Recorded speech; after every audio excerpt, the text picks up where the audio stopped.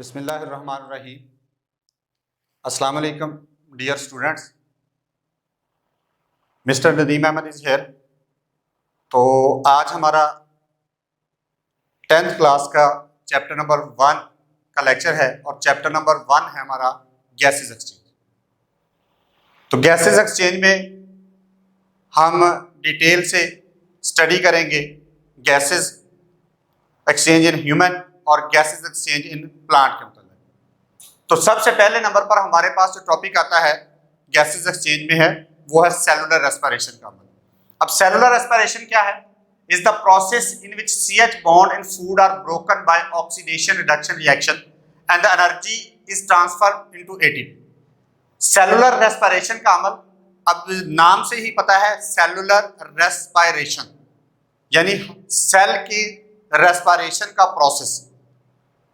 तो is the process, ये वो प्रोसेस है जिसके अंदर CH बॉन्ड जो है वो खुराक के अंदर यानी फूड के अंदर पाए जाने वाला CH बॉन्ड जो है ग्लूकोज का मॉलिक्यूल जो है वो टूट जाता है। बाय ऑक्सीडेशन रिडक्शन रिएक्शन होता है। हमने 9th क्लास में पढ़ा था कि ऑक्सीडेशन रिडक्शन रिएक्शन क्या है। Loss of electron is called oxidation and gain of electron is called reduction का प्रोसेस होता है। एंड एनर्जी इज ट्रांसफर्ड, और उससे एनर्जी प्रोड्यूस होती है और वो एनर्जी कन्वर्ट हो जाती है ATP में। और उस एनर्जी को हम अपनी रोजमर्रा एक्टिविटीज के अंदर, हम अपनी मूवमेंट के अंदर, हम अपनी सरगर्मियों के अंदर, रोजमर्रा जिंदगी के मुख्तलिफ कामों के अंदर उस एनर्जी को हम सर्व करते हैं। यानी हमारी बॉडी जो है वो ATP एनर्जी जो है वो इस्तेमाल करती है और उसके जरिए हम मुख्तलिफ जिंदगी की सरगर्मियां जो है वो सरअंजाम देते हैं। तो अब अगर रेस्पिरेशन को देखा जाए तो दो हिस्सों में तकसीम किया जाता है, एक एरोबिक रेस्पिरेशन है और दूसरा अनएरोबिक रेस्पिरेशन है। एरोबिक रेस्पिरेशन क्या है? जिसमें ऑक्सीजन जो है वो इन्वॉल्व हो, यानी ऑक्सीजन की एक्सेस मिकदार में हम सांस लें तो वो एरोबिक रेस्पिरेशन का प्रोसेस होता है। लेकिन अगर लिमिटेड सप्लाई ऑफ ऑक्सीजन हो, यानी ऑक्सीजन की सप्लाई जो है वो महदूद हो जाए, तो हम कहते हैं कि वो रेस्पिरेशन अनएरोबिक रेस्पिरेशन का प्रोसेस हो जाता है। तो in aerobic respiration oxygen is used and there is a complete oxidation of food material. Aerobic respiration में ऑक्सीजन इन्वॉल्व होती है और फूड स्टफ मुकम्मल तौर पर उनकी ऑक्सीडेशन का प्रोसेस होता है, यानी वो मुकम्मल तौर पर टूट जाती है। ठीक है। ग्लाइकोलाइसिस का प्रोसेस होता है, हमने पढ़ा था 9th क्लास के अंदर के ग्लाइकोलाइसिस जो है breakdown of glucose. First step जो है एरोबिक रेस्पिरेशन और अनएरोबिक रेस्पिरेशन का सेम है। नेक्स्ट स्टेप जो है वो इनके अंदर डिफरेंस पाया जाता है। तो फूड स्टफ जो है वो मुकम्मल तौर पर ऑक्सीडेशन का प्रोसेस करते हैं और उसे हम नाम देते हैं ग्लाइकोलाइसिस का, और रेस्पिरेशन का प्रोसेस आ जाता है हमारे पास aerobic. Carbon dioxide and water are also produce in this process. अब इस एरोबिक रेस्पिरेशन के अंदर कार्बन डाइऑक्साइड और वाटर की मिकदार भी प्रोड्यूस होती है, यानी इंसान जब रेस्पिरेशन का प्रोसेस करता है तो उसकी बाई प्रोडक्ट जो है वो कार्बन डाइऑक्साइड है, और वो कार्बन डाइऑक्साइड जो है वो लंग्स में आती है और वहां से उसको हम जिस्म से बाहर रिलीज कर देते हैं, और एक्स्ट्रा तौर पर उसके साथ जो है वो वाटर भी प्रोड्यूस होता है। तो इस प्रोसेस में अगर देखा जाए, organism get the oxygen need from cellular respiration. अब ऑर्गेनिज्म जो हैं, जितने भी एनिमल्स हैं, उनको ऑक्सीजन की जरूरत होती है और ऑक्सीजन जो है वो सेलुलर रेस्पिरेशन के लिए इस्तेमाल करते हैं। Cell the carbon dioxide produced during the cellular respiration is taken out of the cell and ultimately from the body. अब इसी तरह ऑक्सीजन, पौधे जो हैं वो फोटोसिंथेसिस के अमल के जरिए ऑक्सीजन प्रोड्यूस करते हैं, और इंसान जो है वो सेलुलर रेस्पिरेशन के जरिए कार्बन डाइऑक्साइड की मिकदार को प्रोड्यूस करते हैं। इस तरह कार्बन डाइऑक्साइड की मिकदार जो है वो इंसान अपनी बॉडी से रिलीज कर देता है, लंग्स के जरिए उसको बॉडी से रिलीज कर दिया जाता है, और पौधा जो है वो फोटोसिंथेसिस के जरिए के अमल में कार्बन डाइऑक्साइड को इस्तेमाल करता है और एज अ बाई प्रोडक्ट जो है वो ऑक्सीजन जो है वो रिलीज कर देता है, और उस ऑक्सीजन को हम अपनी सेलुलर रेस्पिरेशन के प्रोसेस के अंदर इस्तेमाल करते हैं।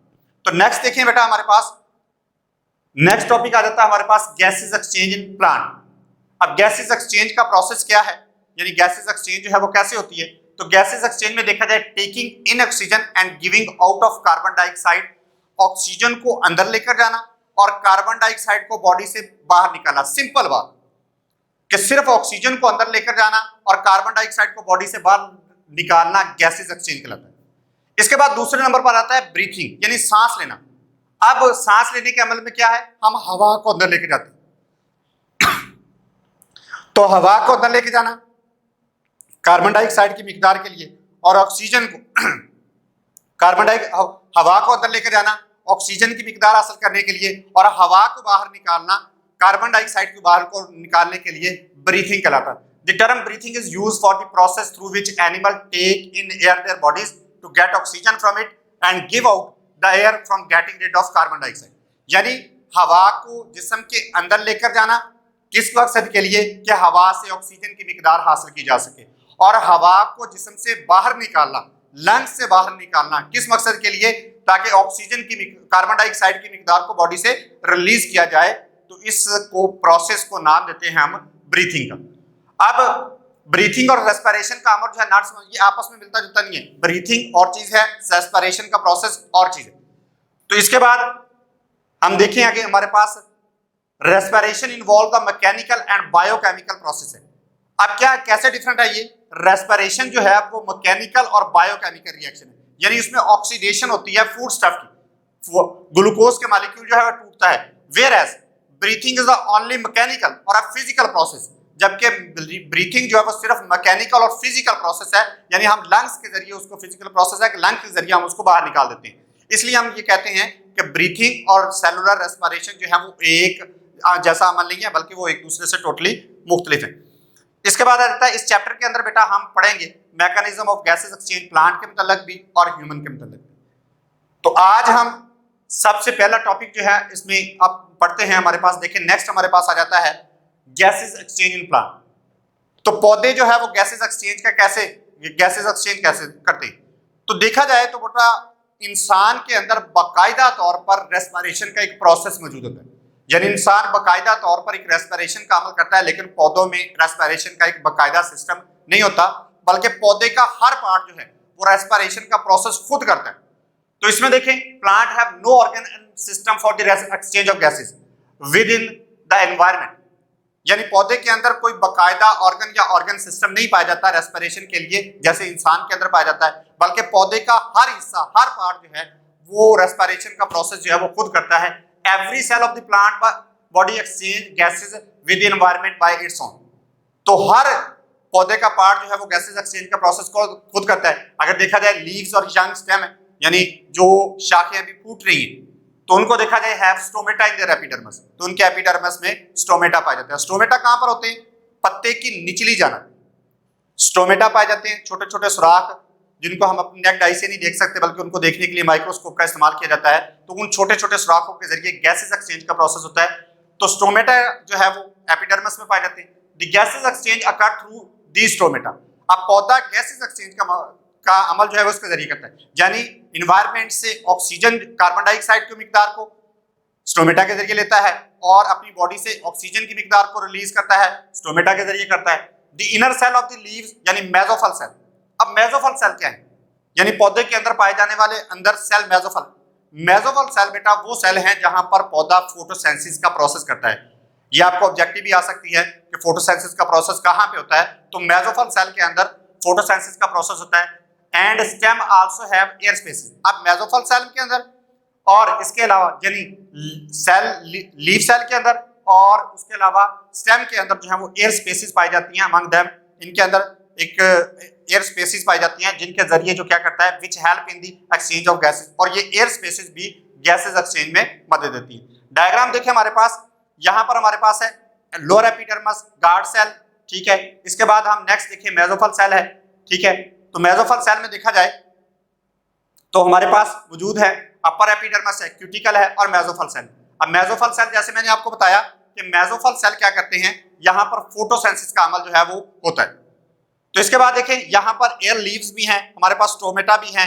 एयर इंटर जो है स्टोमेटा के जरिए हवा जो है वो अंदर दाखिल होती है। ये देखिए बेटा हवा जो है इस हिस्से से स्टोमेटा के जरिए अंदर दाखिल होती है और यहाँ से हवा जो है वो रिलीज भी होती है। तो आप देखिए नेक्स्ट इसके बाद हमारे पास क्या आता है, तो नेक्स्ट देखिए हमारे पास तो आ जाता है लीफ सेल को, यानी पौधे को दो सिचुएशंस का सामना करना पड़ता है। लीफ सेल्स को दो सिचुएशन का सामना करना पड़ता है। अब वो सिचुएशन कौन सी है? एक दिन के वक्त और एक रात के वक्त। अब दिन के वक्त क्या, दिन के वक्त सूरज की रोशनी होती है, सूरज की रोशनी की मौजूदगी में पौधा फोटोसिंथेसिस का अमल करता है। तो उस फोटोसिंथेसिस के अमल के अंदर बाई प्रोडक्ट जो है वो ऑक्सीजन होती है। इस तरह रात के वक्त सूरज की रोशनी नहीं होती, जिसकी वजह से पौधा रात के वक्त फोटोसिंथेसिस का अमल नहीं करता। तो अगर हम देखें leaf cells faces two situation during the day time when the mesophyll cell of the leaves are carrying out photosynthesis. जब मेसोफिल सेल जो है वो फोटोसिंथेसिस का अमल कर रहे होते हैं, यानी ऑक्सीजन बढ़ रही होती है and respiration side by side, और उसके साथ साथ इंसानों में, एनिमल्स के अंदर रेस्पिरेशन का प्रोसेस भी चल रहा होता है। यानी पौधे जो हैं वो फोटोसिंथेसिस के अमल के जरिए ऑक्सीजन को रिलीज कर रहे हैं, इंसान जो है वो रेस्पिरेशन के प्रोसेस के जरिए कार्बन डाइऑक्साइड की मिकदार को रिलीज कर रहे हैं। इस तरह ये एक नेचुरल बैलेंस बना रहता है, यानी पौधा जो है वो कार्बन डाइऑक्साइड की मिकदार को इस्तेमाल कर रहा है फोटोसिंथेसिस के जरिए, और ऑक्सीजन बना रहा है, ऑक्सीजन जो है वो रिलीज कर रहा है और इंसान उसको इस्तेमाल कर रहे हैं। अब दिन के वक्त ये एक बैलेंस सिस्टम जो है कुदरती तौर पर अल्लाह ताला की तरफ से ये बैलेंस सिस्टम जो है वो मौजूद है। तो इसके बाद देखें, और इस तरह फोटोसिंथेसिस के side by side the oxygen produce in photosynthesis it utilize in the cellular respiration के अंदर वो इस्तेमाल होती रहती है। Similarly the carbon dioxide produce during the cellular respiration it is utilized by photosynthesis. यानी फोटोसिंथेसिस के अमल से ऑक्सीजन प्रोड्यूस होती है, उसे इंसान इस्तेमाल कर लेता है, और सेलुलर रेस्पिरेशन के अमल के अंदर कार्बन डाइऑक्साइड रिलीज होती है और उसे पौधा फोटोसिंथेसिस में इस्तेमाल कर रहा है। तो ये दोनों साइड बाय साइड यानी मिलकर दोनों फंक्शन जो है वो परफॉर्म होते रहते हैं। इसके बाद दूसरी सिचुएशन आ जाती है जब सूरज जो है वो गुरूब हो जाता है, तो सूरज की रोशनी खत्म हो जाती है, तो नाइट यानी during night when there is no photosynthesis. अब रात के वक्त फोटोसिंथेसिस नहीं होती। अब फोटोसिंथेसिस में हमें पता है कार्बन डाइऑक्साइड की मिकदार चाहिए, क्लोरोफिल चाहिए, वाटर चाहिए, सूरज की रोशनी चाहिए, इनमें से कोई भी एक चीज नहीं होगी तो फोटोसिंथेसिस का अमल नहीं होगा। तो रात के वक्त सूरज की रोशनी के ना होने की वजह से फोटोसिंथेसिस का अमल नहीं होता। तो leaf cell get oxygen from the environment, तो पौधे को थोड़ी सी मिकदार में ऑक्सीजन की भी जरूरत होती है। तो रात के वक्त फोटोसिंथेसिस ना होने की वजह से पौधा ऑक्सीजन की मिकदार जो है वो एनवायरनमेंट से लेता है एंड रिलीज कार्बन डाइऑक्साइड, और अपनी बॉडी से कार्बन डाइऑक्साइड की मिकदार को रिलीज कर देता है। अब याद रखिएगा, कार्बन डाइऑक्साइड की मिकदार को रिलीज करना क्यों जरूरी है? कार्बन डाइऑक्साइड जो है वो बाय नेचर जो है वो एसिडिक खासियत रखती है, और हर एसिड जो है वो क्रॉसिव खासियत रखता है, यानी किसी न किसी चीज को गिलाने की या खराब करने की खासियत रखता है। इसलिए पौधा जो है इसको अपनी बॉडी से रिलीज कर देता है, और इंसान भी इसको अपनी बॉडी से रिलीज कर देते हैं ताकि किसी तरह का कोई डैमेज ना हो या कोई इन्फेक्शन क्रिएट ना हो। तो दिन के, अब देखा जाए तो रात के वक्त क्या होता है, रात के वक्त पौधे का रेस्पिरेशन का प्रोसेस जो है वो बिल्कुल इंसान जैसा हो जाता है। यानी इंसान जो है वो रात के वक्त क्या करता है और दिन के वक्त क्या करता है। इंसान रात और दिन में सेलुलर रेस्पिरेशन के प्रोसेस यानी कार्बन डाइऑक्साइड की मिकदार को रिलीज करता है और ऑक्सीजन को इस्तेमाल करता है। तो पौधा भी रात के वक्त क्या करता है, रात के वक्त पौधा भी एनवायरनमेंट से ऑक्सीजन की मिकदार को लेता है और कार्बन डाइऑक्साइड की मिकदार को रिलीज करता है। इस तरह लीफ सेल को आमतौर पर दो सिचुएशन का सामना जो है वो करना पड़ता है। तो नेक्स्ट देखिए, हमारे पास नेक्स्ट आ जाता है, अब ये बात पीछे हमने की थी मेच्योर रूट की, यानी एक यंग स्टेम की, और हमने बात की थी लीफ की। तो अब हमारे पास आ गया पौधे के अंदर, जब पौधा जो है वो मेच्योर हो जाता है, यानी वुडी स्टेम और मेच्योर रूट जो है उनके अंदर रेस्पिरेशन का प्रोसेस क्या, उनके अंदर भी स्टोमेटा पाए जाते हैं? नहीं बेटा, the entire surface is covered by bar.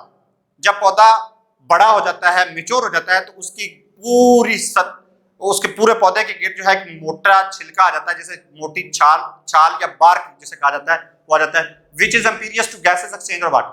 However there are certain pores. अब इस छाल के अंदर वो छोटे छोटे बारीक सुराख पाए जाते हैं, in the layer of bark के अंदर छोटे छोटे सुराख पाए जाते हैं। These are called lenticels.